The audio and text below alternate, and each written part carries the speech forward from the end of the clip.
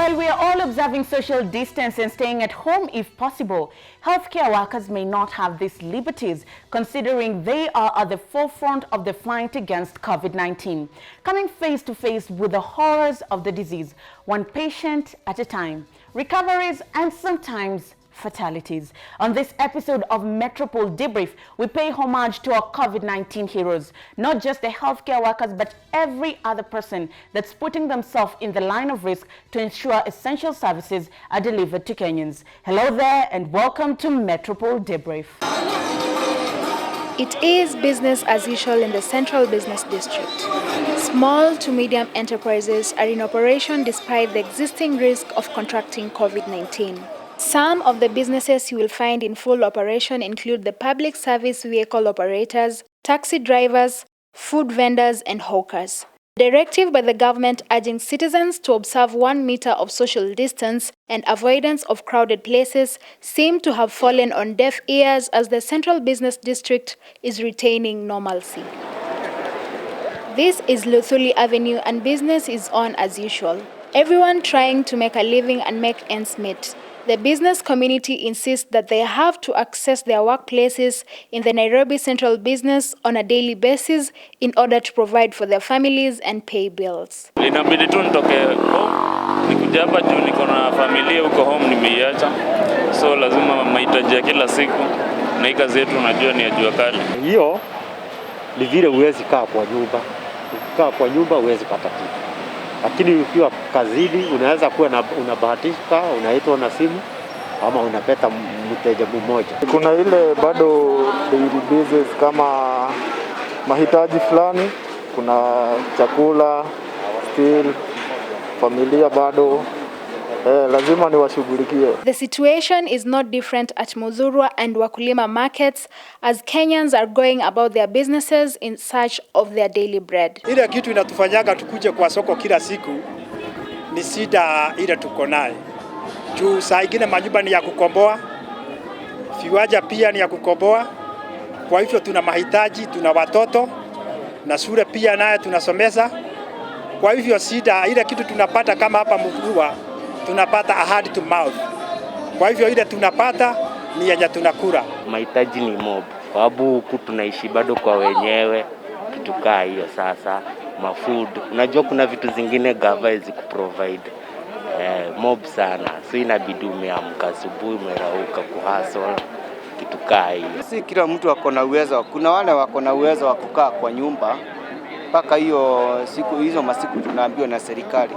Lakini mtu kama mimi nakujanga kutafuta chakula kila siku inakuwa uzito kwangu. The business operators here are however adhering to the government directives of washing hands, sanitizing and wearing masks as they go about their daily activities. Sisi kama wanabiashara wa soko la Muthurwa tunajaribu kufuatilia sheria zenye zimewekwa na serikali. Tumeweka mandoo katika sehemu za Muthurwa na katika choo zote katika Muthurwa kuna maji na sanitizer huko. Ukienda karibu na hiyo choo na katika Jackson kuna mandoo zimewekwa huko karibu na soko na ukienda huko watu wananawa na hata sisi tunanawa kila wakati tukigusa hata pesa. Mtu kama mimi ndio nibebe customer, lazima nimuelezee kwanza kuna lipa na M-Pesa. Ndio juu government ilikuwa imekataza hiyo mambo ya kutumia cash. Inaitwaje hii? Hii mask. Alafu tunatumia hizi hii ya kuoga mkono. Tunaoga mkono. Tunajikinga namna hiyo. It is business as usual at Muthurwa despite the risk of contracting COVID-19. Muthurwa CBD, I'm Nancy Marende. Well, during this pandemic, there are people who are at the forefront of the fight against the disease and even contracting the disease just to keep the rest of us safe and alive. Some of these people that we want to recognize today include healthcare workers. Now, despite the challenges they continue to face, like poor working conditions, lack of personal protective equipment, high patient to doctor ratio since the outbreak of coronavirus in Kenya, they have been at the forefront in the fight against the disease. The reward for all this sacrifice is the recoveries that we've witnessed in the country, 251 according to recent numbers. However, that also comes with challenges. For example, the clinician at Ngara who contracted coronavirus after treating a patient and later referred them to Mbagathi. So we all know that our doctors are at the forefront of this fight, and sometimes they end up contracting the disease, and this is just a burden that they have to bear to ensure that any other person that goes to the hospital, whether you have coronavirus or not, you get treated, and they put themselves at risk, and for that we salute them and appreciate them. Another group that puts themselves at risk just to ensure that we are okay and we are safe are support staff. Now, we all remember the story of Stephen Hagai, a cleaner at the Mbagathi hospital who contracted coronavirus while cleaning the facility and stayed in the hospital for a month away from his family and his friends recuperating. Equally, on the 14th of April, Kenya Ports Authority reported that 3 of its cleaners had contracted coronavirus. Support staff have always been exposed to risk while ensuring that hospitals, offices, toilets, and even roads are clean, a risk they're taking to ensure that the rest of us are comfortable. Another group that we want to recognize today are innovators, who are ensuring that we have the right kind of innovation to keep us going during this COVID-19 outbreak period. Now, according to Dr. Idris Nzao, the Secretary General of the Kenya Critical Care Society, the country's health network only has 259 functional ventilators. This means that if there was to be a spike in the need for ventilators, many Kenyans would lose their lives to the disease. Against this, 16 students from different faculties from the Kenyatta University developed a local ventilator under a week. Now, the prototype, dubbed TIBA-Vent, is a cubical unit made of hard silver plastic parts with pipes connecting to an oxygen tank and 2 other pipes delivering the air. If the prototype is approved, KU Vice Chancellor Paul Wainaina said the institution has the capacity to produce 50 ventilators a week. Also, we have seen Toyota Kenya has developed a ventilator as an emergency use respirator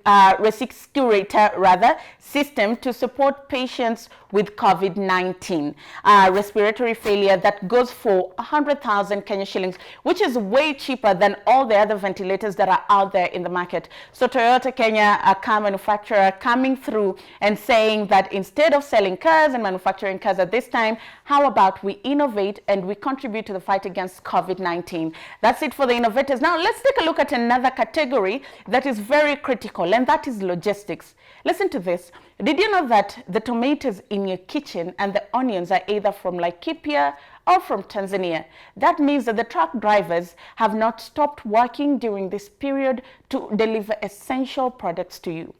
Now, we've seen truck drivers contracting the virus in the line of duty. On the 11th of March, 5 Kenyan truck drivers tested positive of coronavirus in Uganda. And this just means that they were trying to deliver goods in Uganda. Nobody knows how they contracted the disease, but most likely it's in the line of duty because they are traveling long distances.